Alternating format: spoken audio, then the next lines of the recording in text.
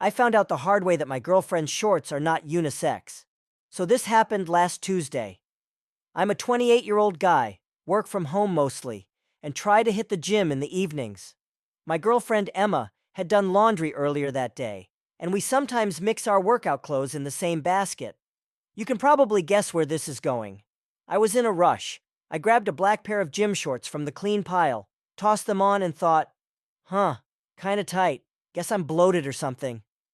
Didn't even look at the tag. I threw on a hoodie, grabbed my water bottle, and left. Now, I'm already someone who avoids leg day like the plague, so my legs aren't exactly beefy, which probably explains why the shorts fit. Sort of. Anyway, I get to the gym, hit the treadmill, and things are going fine. Except, I notice a draft. Like, a serious draft.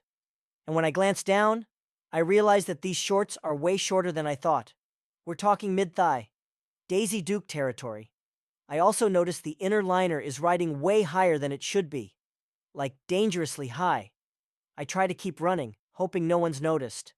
Then I catch a glimpse of myself in the mirror across the gym and nearly fall off the treadmill. From behind, I look like I'm auditioning for a 2002 Britney Spears video. And not in a good way.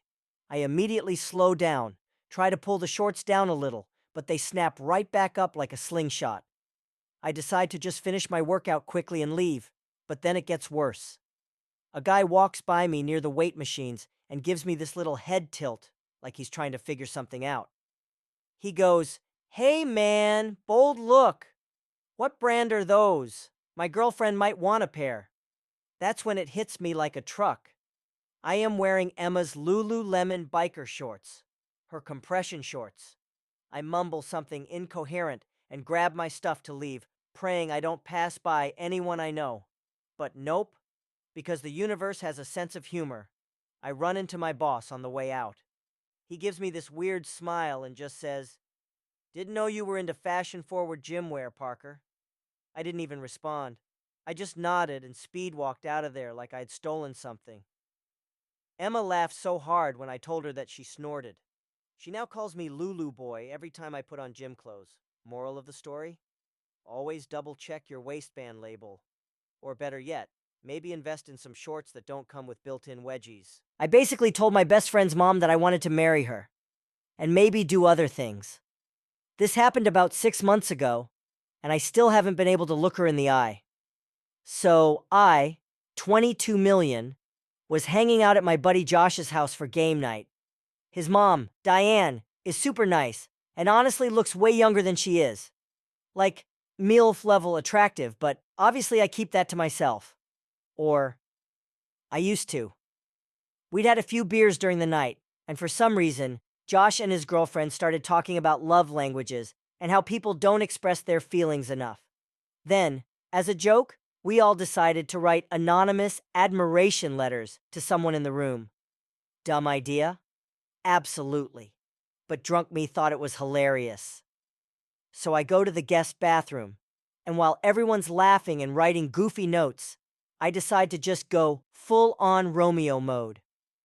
I write this ridiculous, passionate letter, confessing my secret love for Diane. I mention how graceful she is, how she brightens every room, and even say something about her elegant hands and hypnotic voice. It was supposed to be a joke, okay? Like an over-the-top bit of flattery. I even signed it "Your Devoted Admirer" to keep it mysterious. We all throw the letters into a bowl, and Josh's girlfriend reads them out loud while we guess who wrote what. The first few are silly. "You make the best snacks." "I love your laugh." That kind of thing. Then she gets to my letter, and oh man. She starts reading it slowly, and the room goes dead silent about halfway through. There's a line where I wrote, "I often wonder what it would be like to hold you close and listen to you read from your garden magazine while we sip tea." Josh looks like he's trying to melt into the couch. His mom turns beet red, and no one's laughing. Josh's girlfriend goes, okay, that was intense." Then Diane goes, "Wow, that's very poetic." And she gives this nervous laugh that honestly made me want to leap out the window. I panicked. Instead of staying quiet, I blurted out, "It was just a joke. I thought we were doing funny ones." And Josh immediately snaps his head toward me and says, "Dude, you wrote that?" I tried to walk it back, but it was too late. The room had already gone radioactive. I left right after that, and to this day, I haven't been invited back for another game night. Josh still talks to me, but it's not the same. And the worst part? Every now and then, Diane still likes my Instagram posts. I have no idea what that means. I nearly passed out inside a furry prison while 12 screaming kids beat me with pool noodles. So last weekend was my niece Lily's 6th birthday. My sister decided to go all out with a backyard party and rented a bouncy castle, cotton candy machine, and, here's where I come in, a life-size teddy bear costume for photo ops. Problem was, the guy who was supposed to wear the costume bailed last minute. My sister begged me to wear it for just 30 minutes tops, and I caved. I'm 29, mildly claustrophobic, and generally hate kids' parties. But sure, I'll become a sentient plush toy for the day. The costume was massive, like 6 feet 5 inches tall with a giant foam head that barely fit through doorways. I had to wear a full bodysuit underneath because it was rank inside. We're talking gym sock meets old laundry level funk. First 10 minutes, I'm dancing, posing for pictures, waving like a Disney character on caffeine. The kids are loving it. Then it starts getting hot. Like, unbearably hot. I ask my sister if I can take a break, but she says, "Just a few more minutes." They're loving it. So I try to power through, but I can feel sweat pouring down my back. My vision is fogging up inside the headpiece. I sit down for a second, but one kid yells, "Teddy's dying!" And suddenly, I'm being swarmed. They start attacking me with pool noodles, jumping on my lap, pulling on my ears. I try to stand up, but the costume's so bulky I just wobble and fall flat on my back like a tipped cow. And I'm stuck. Arms flailing, legs kicking, and I can't get up. The kids are now chanting, "Teddy's dead! Teddy's dead!" while continuing the beatdown. Eventually, someone realizes I'm not just playing dead and yells for my sister. She tries to unzip the back, but it's jammed. I'm overheating, can't breathe properly, and start legit panicking.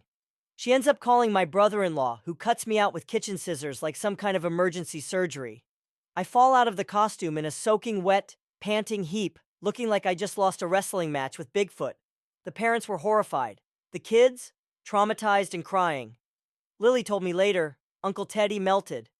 That thing now sits in a garbage bag in their garage, like some cursed artifact. Lesson learned. If someone asks you to be the bear, just say no.